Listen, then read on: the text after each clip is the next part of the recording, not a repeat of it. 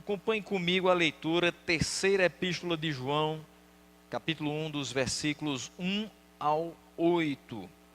O presbítero ao amado Gaio, a quem amo na verdade. Amado, oro para que você tenha boa saúde e tudo lhe corra bem, assim como vai bem a sua alma.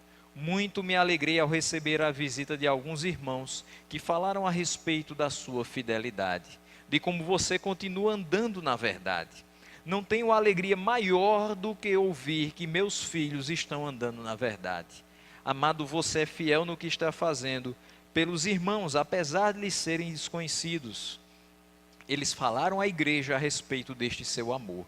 Você fará bem se os encaminhar em sua viagem, de modo agradável a Deus, pois foi por causa do nome que eles saíram, sem receber ajuda alguma dos gentios. É, pois, nosso dever receber com hospitalidade irmãos como esses, para que nos tornemos cooperadores em favor da verdade. Que o Senhor nos ajude a compreender aquilo que esse texto nos traz nessa noite. Os irmãos podem se assentar. Mantenha a sua Bíblia aberta para acompanhar tudo aquilo que vai ser tratado. São hoje algumas características que todo cristão deve nutrir na sua vida, aquilo que a gente quer trabalhar juntamente com os irmãos. Quando nós olhamos para os relatos bíblicos de homens e mulheres tementes a Deus, quando nós olhamos homens e mulheres que deram suas vidas em prol do Evangelho durante a Idade Média, quando nós olhamos para homens e mulheres que hoje são referenciais de vida cristã, por vezes deve subir ao nosso coração um sentimento de vergonha pelo que muitas vezes nós temos feito, pelo que muitas vezes nós temos vivido, pela acomodação em relação a servir a Deus com a máxima intensidade do nosso ser.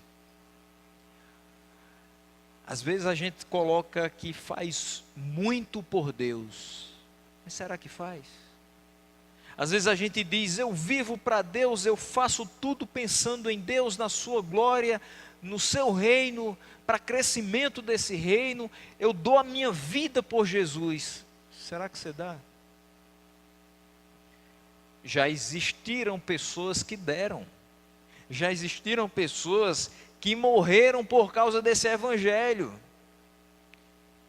mas muitas vezes o que nós temos vivido é que as primeiras dores nos fazem desistir. Os primeiros problemas, os primeiros obstáculos fazem com que a gente desanime. E essa história de eu dou minha vida por Deus tem uma certa reserva. Nem sempre a gente consegue fazer isso. Nem sempre a gente consegue sustentar esse discurso. Nessa noite vamos tentar começar a reverter esse quadro, de não mais sentir vergonha por ver que outros viveram muito mais do que a gente, mas de começar a viver também. Vamos pensar que se eles conseguiram ter vidas que servem de modelo por terem se entregado ao Senhor, nós também podemos servir de modelo a outras pessoas. Daqui a algumas semanas, nós vamos começar a exposição sequenciada de Timóteo. E nós vamos ver que Timóteo, na sua primeira epístola de Paulo a Timóteo, capítulo 4, versículo 12, diz que não interessa a idade que você tem. Ninguém despreze a sua mocidade, pelo contrário, você deve se tornar padrão dos fiéis na palavra, no amor, no procedimento, na fé e na pureza. Então, se existiram pessoas que foram referenciais de santidade e de fé cristã, nós também podemos ser, nós também devemos ser. Agora, como conseguiremos alcançar esses níveis de vida cristã, que alegram o Senhor e que glorificam o seu nome? A partir da meditação da sua palavra, a partir de uma vida de oração, a partir do momento que nós deixarmos as circunstâncias para lá e começarmos a viver como quem não pensa mais na terra, mas como quem espera o céu. Nós devemos buscar as características citadas nesses versículos da terceira epístola de João e viver de modo cada dia mais coerente com essa palavra, influenciando a sociedade ao nosso redor e ajudando irmãos faltosos que convivem conosco, para que o corpo de Cristo cresça com saúde e edificação. Nós vivemos aqui com um único propósito, a glória de Deus. Nós precisamos viver aqui com um único propósito, expandir o reino de Deus, que também traz glória para Deus. E nós não podemos dar a nossa vida para outro propósito, que não seja a vida cristã vivida segundo a palavra de Deus, por nós, por nossas famílias e por outras pessoas que andam por aí, ainda hoje, perdidas nesse mundo. A primeira característica que é elogiada por João ao amado Gaio, a quem ele ama na verdade, está no versículo 2, que diz: amado, oro para que você tenha boa saúde e tudo lhe corra bem, assim como vai bem a sua alma. Nós precisamos, meus irmãos, para ter uma vida cristã de qualidade, dessas duas características, saúde física, mas principalmente espiritual. Houve um tempo, e não faz tanto tempo assim, que era sinal de pecado estar doente fisicamente. Se o seu corpo está doente, é porque sua alma está doente e você está em pecado. Pessoas utilizaram, inclusive do texto de Isaías, o qual diz: ele levou sobre si as nossas enfermidades, para dizer: irmão, você não pode ficar doente. E aquele que ficava doente começava a se martirizar: então eu não tenho fé, então eu não creio em Deus, eu estou doente. O que eu posso fazer? Meu corpo adoeceu. E pessoas começavam a acusar, dizendo: então você não tem fé, então você não lê a palavra, então você não ora, então você não faz o dever de casa. Você está vivendo em pecado. E isso foi fazendo com que várias pessoas fossem desanimando, fossem murchando na sua fé e deixando igrejas.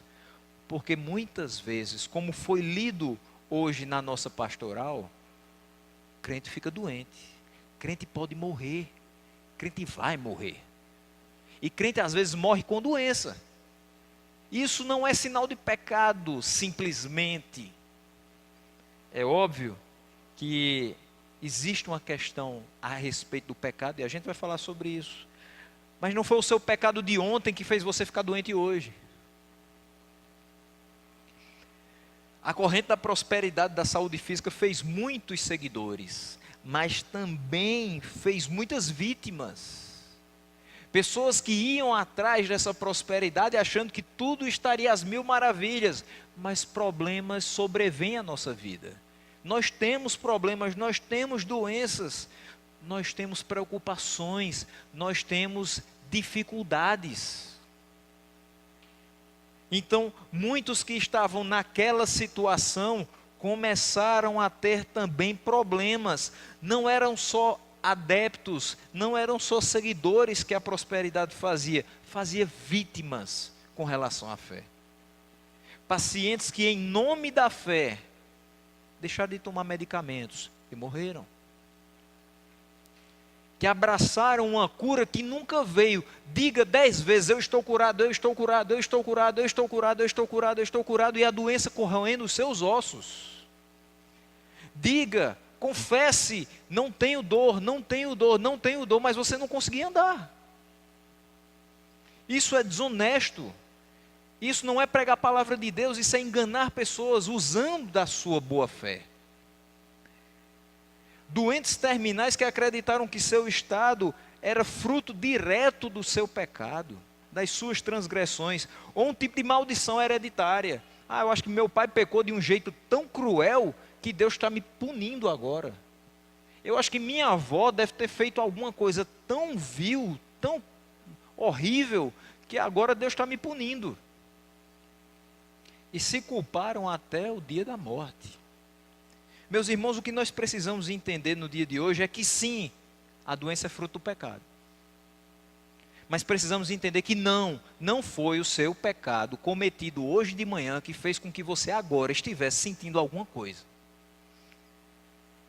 Sim, Adão pecou, E hoje nós não somente ficamos doentes, mas nós morremos também. O homem foi criado imortal, mas o pecado original fez com que a gente morresse. Mas entenda que nós não permanecemos doentes por falta de fé, mas por propósito de Deus. No meio da doença a gente aprende a perseverar, aprende a depender de Deus, aprende que a gente é mortal, aprende que a gente é carne e osso, que a gente é pó, que a gente não é super-homem nem super-crente. Sim, nós temos muitas aflições no mundo. Ele diz que nós teríamos aflições. Uma delas se chama doença no corpo físico. Isso aqui morre. Isso aqui vai virar pó. Vai ser corroído na sepultura. Mas não, nós não seremos derrotados pela doença, uma vez que Cristo venceu o mundo, e mesmo que nós estivermos mortos, se morremos nele, nós viveremos eternamente. João vai orar por Gaio para que ele tenha boa saúde, e isso depende da vontade do Senhor, em conceder bênçãos com relação à saúde para o seu servo, mas existe uma responsabilidade de Gaio. Gaio tem que se cuidar. Gaio não quer pegar uma gripe, mas vive na chuva. Gaio não quer ter problemas na garganta, mas ele ingere alimentos gelados. Gaio não quer ter dor de cabeça, mas ele escuta música num volume muito alto. Ele não quer ter problemas com relação à sua pressão arterial, mas ele se preocupa exageradamente com tudo à sua volta. Ele quer dar conta de tudo e ninguém tem condição de fazer isso. Nós precisamos da mesma coisa que Gaio precisa, que Gaio precisava naquela época. Nós precisamos de saúde, nós dependemos de Deus, mas nós precisamos também nos cuidar. Não dá para dizer, eu estou descansando em Deus, Ele vai me dar saúde perfeita, mas você também não procura ter saúde perfeita. Você faz tudo para que sua saúde vá mal, você não se cuida. Nós temos a responsabilidade, o compromisso de cuidar daquilo que o Senhor nos deu e chamou. Este é o templo do Espírito Santo. Eu preciso cuidar do templo do Espírito Santo. Precauções são importantes para que a gente não venha adoecer por imprudência nossa. Eu sei que minha garganta está queimando.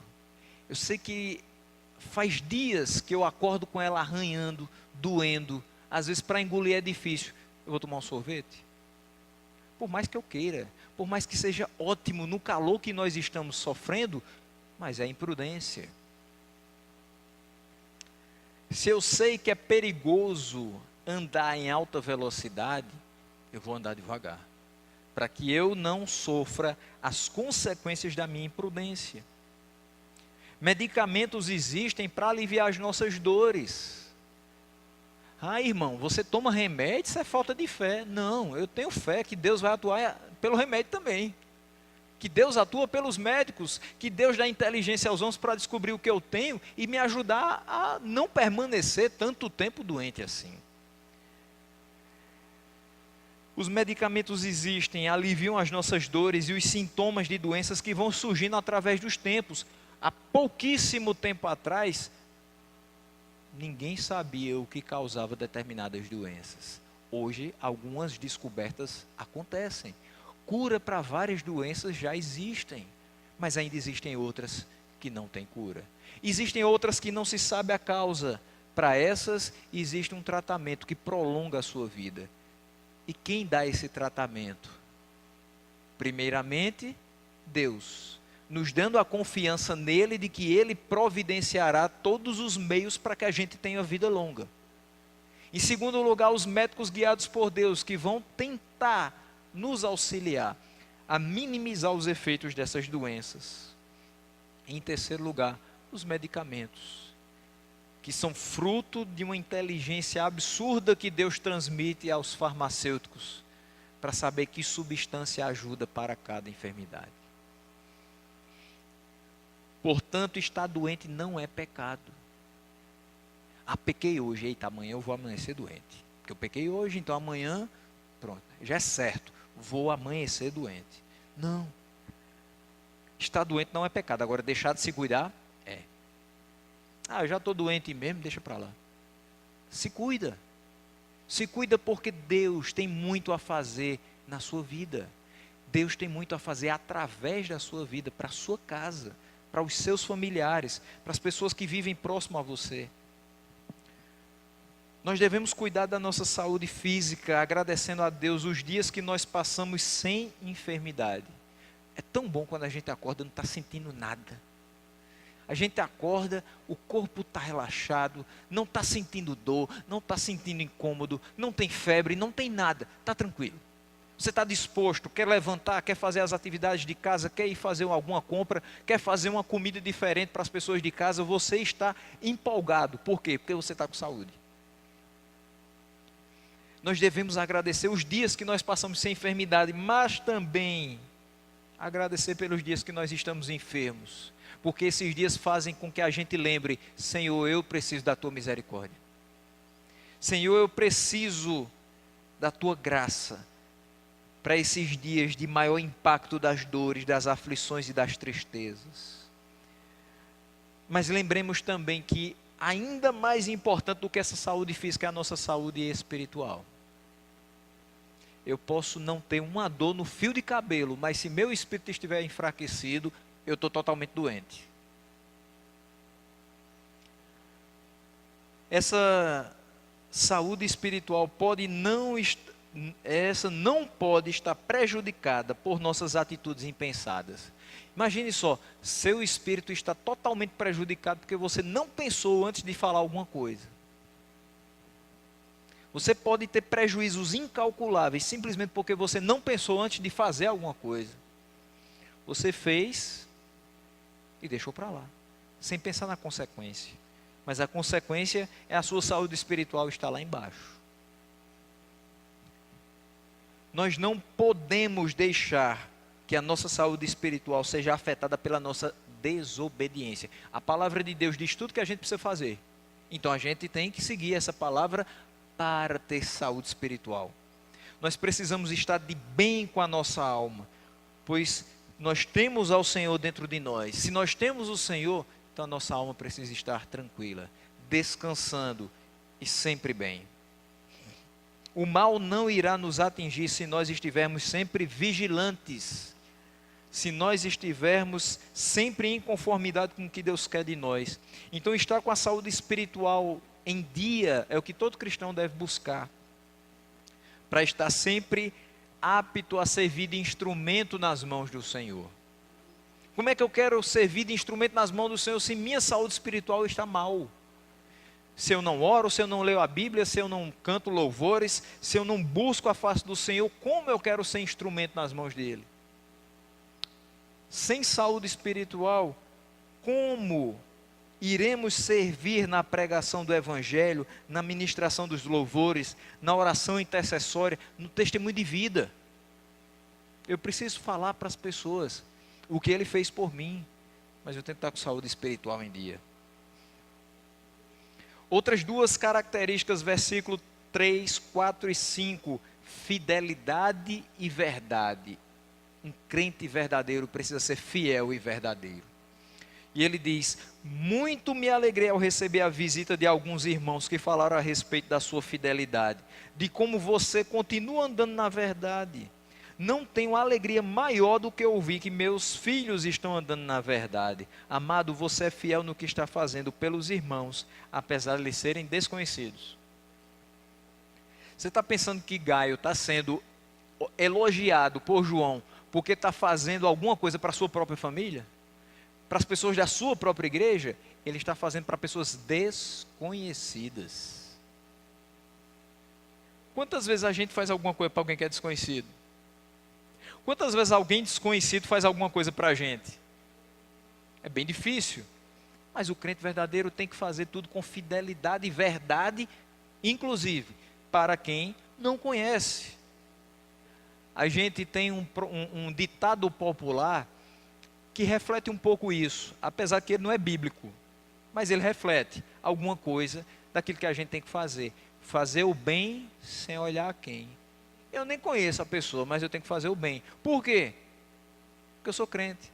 Por quê? Porque Deus habita o meu coração. Por quê? Porque eu tenho a palavra dele. Por quê? Porque isso é justo. Isso é justo. Então o presbítero João se alegra muito ao receber a visita de irmãos que falam a respeito da fidelidade de Gaio. Imagina você ser alvo do testemunho de outra pessoa dizendo assim: olha, irmão fulano é fiel, pode confiar, o que você precisar, ele vai fazer. Por quê? Porque ele tem Deus no coração. E ele não usa dessa prerrogativa de ter Deus no coração para fazer outras coisas que não deveria. Então, o presbítero se alegra com aqueles que falam sobre a fidelidade de Gaio. O crente verdadeiro age com fidelidade ao Senhor, revela um caráter que foi transformado por Deus. Ninguém sem Deus é fiel. Nas mínimas coisas. Sem Deus, eu olho para a quantidade de dinheiro que está na minha carteira e digo para alguém: segura aí minha carteira, tem 10 reais. Na realidade tem 5. A pessoa, quando abre a carteira, olha que tem 5 e diz: ih, perdi 5 reais, vou colocar 5 do meu bolso. Porque ele não pode pegar a carteira sem o valor que ele me disse. Ele disse que tinha 10 reais. O que eu acabei de fazer? Eu agi de má fé. Eu não fui verdadeiro. Eu não agi com fidelidade. O que eu tinha deveria continuar sendo meu, não o que é do outro. E não deve vir à nossa mão o que pertence a outra pessoa. Porque tudo de que precisamos Deus nos traz. O caráter moldado por Deus é um caráter de uma pessoa fiel. Se ele permanece fiel em todas as situações, porque ele não pode negar a si mesmo, nós devemos retribuir com fidelidade também ao seu chamado em nós, de serviço na sua casa e no amor aos irmãos. Gaio podia não conhecer as pessoas que estavam à sua volta, mas ele tinha fidelidade ao Senhor. Ele não estava fazendo pelas pessoas simplesmente, ele estava fazendo porque o Senhor o chamou a fazer. Quem foi atraído pela palavra de Deus, salvo pela graça do Senhor, passa a andar na verdade. Gaio aqui é citado como alguém que continua andando na verdade. Ou seja, ele já andava na verdade anteriormente e continua agora andando na verdade. A gente pode ter começado a carreira cristã andando na verdade, mas em alguns momentos a gente começa a flertar com a mentira, com o engano. O homem da iniquidade continua assolando a nossa era. Mas nós precisamos nos encher da palavra de Deus para desprezar esse homem da iniquidade e abraçar uma vida verdadeira. Ah, mas a verdade às vezes dói. De vez em quando dá para contar uma mentirinha saudável para não machucar as pessoas. Não. A verdade vai doer, mas fale ela antes que seja tarde. Porque às vezes você vai falar a verdade e as pessoas já ouviram tanta mentira da sua boca que agora não acreditam mais. Fale antes que seja tarde. Porque os danos vão acontecer, mentindo ou falando a verdade. Então é preferível que se fale a verdade. Porque pelo menos os danos vão ser fruto de alguém que não enganou, mas simplesmente porque a verdade foi muito dura de se crer e receber. A maior alegria daquele que é escolhido por Deus para transmitir a palavra aos corações dos irmãos é perceber que eles continuam andando na verdade e em fidelidade. O que João diz, a maior alegria que eu poderia sentir é saber que eu preguei para vocês e vocês continuam andando na verdade. Vocês continuam sendo crentes de verdade. Passou-se um tempo, eu não estava junto com vocês, mas eu ouvi o relato de irmãos que vocês continuam vivendo como cristãos. A fidelidade de Gaio deve ser imitada por nós, no trato com aqueles que nós nem conhecemos. De modo que através das nossas vidas eles venham a conhecer a Jesus. A gente não precisa conhecer alguém para pregar para ela.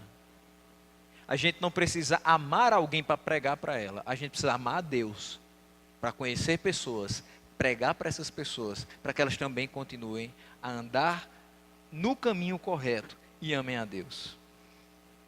E é justamente esse o último ponto.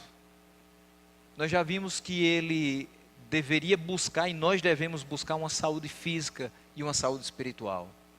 Nós devemos andar de modo fiel e verdadeiro.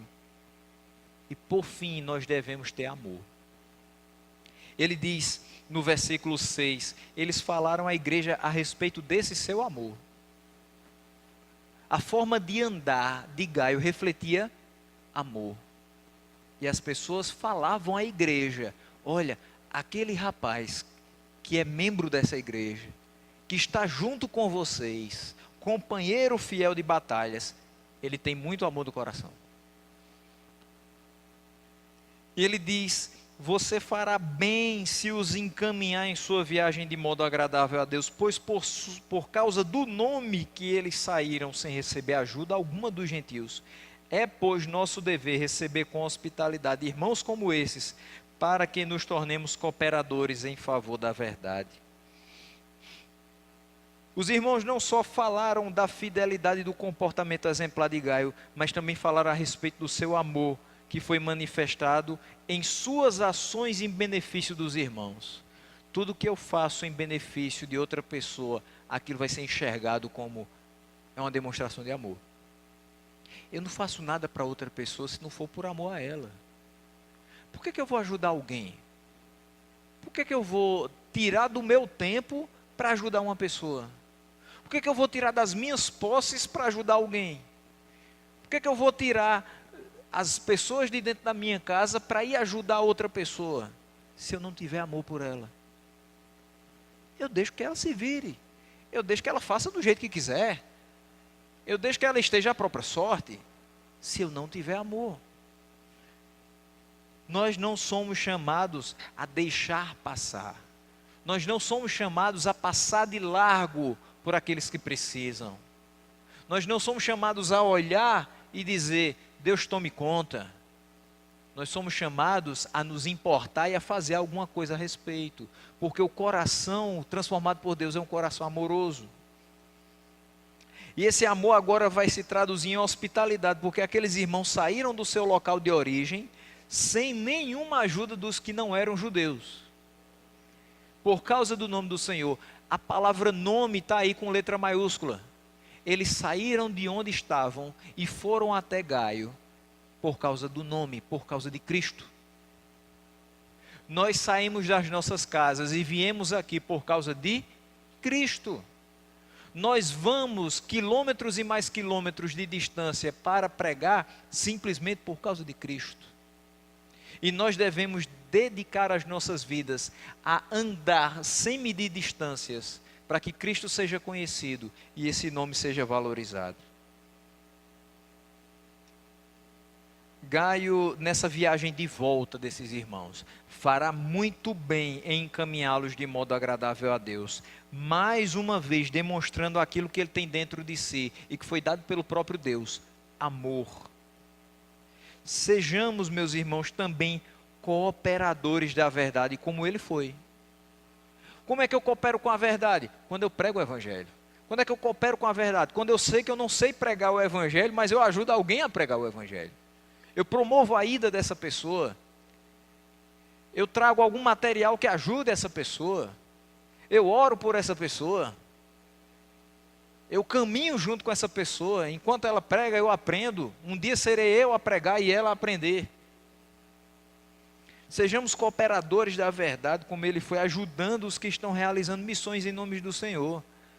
Você pode dizer: ah, mas eu não fui chamado a pregar, eu não fui chamado a fazer missões, eu não sei fazer nada, mas você sabe orar. Com certeza você sabe orar. E hoje pela manhã e várias outras horas das nossas ministrações, você aprendeu, você tem que orar sem cessar. Então ore pelas pessoas que estão realizando missões em nome do Senhor.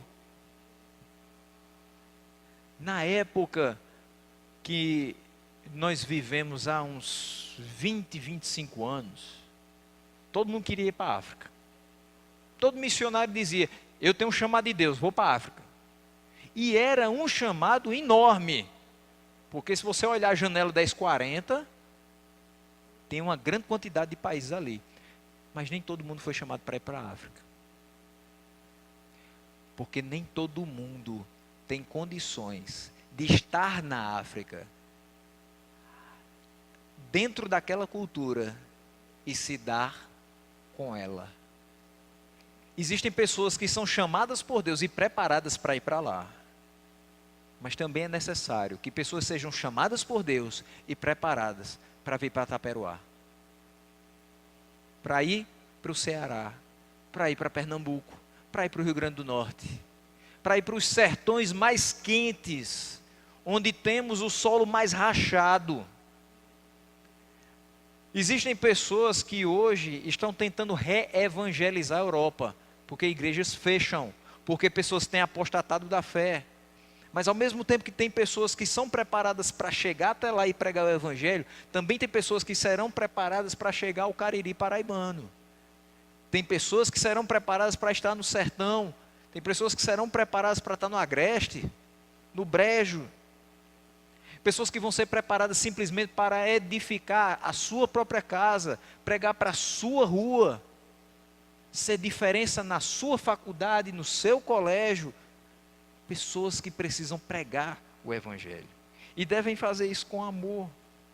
Então nós devemos orar, meus irmãos, por aqueles que têm levado a palavra aos locais mais distantes e com os contextos mais desfavoráveis. De vez em quando leia sobre os missionários que têm hoje estado em casas de um cômodo, com famílias de 5, 6 pessoas. Missionários que não têm cerâmica como a que nós temos para pisar por cima, porque suas casas são de barro mesmo. Missionários que têm ido para locais onde eles não vão ter o mínimo de estrutura e conforto para a sua família, mas eles vão ter o máximo de proteção e bênção do Senhor. Oremos pelos missionários, pelos pastores, pelos líderes de departamento, pelos membros de igreja que têm se colocado nas mãos do Senhor, que são elogiados como Gaio foi por João, porque eles nutrem nas suas vidas características de verdadeiros cristãos. E que nós mesmos possamos ser multiplicadores da mensagem salvadora, que afirma que só em Jesus nós podemos ter nova e verdadeira vida. Que Deus nos abençoe, que Deus nos guarde, debaixo da mão poderosa de Cristo Jesus.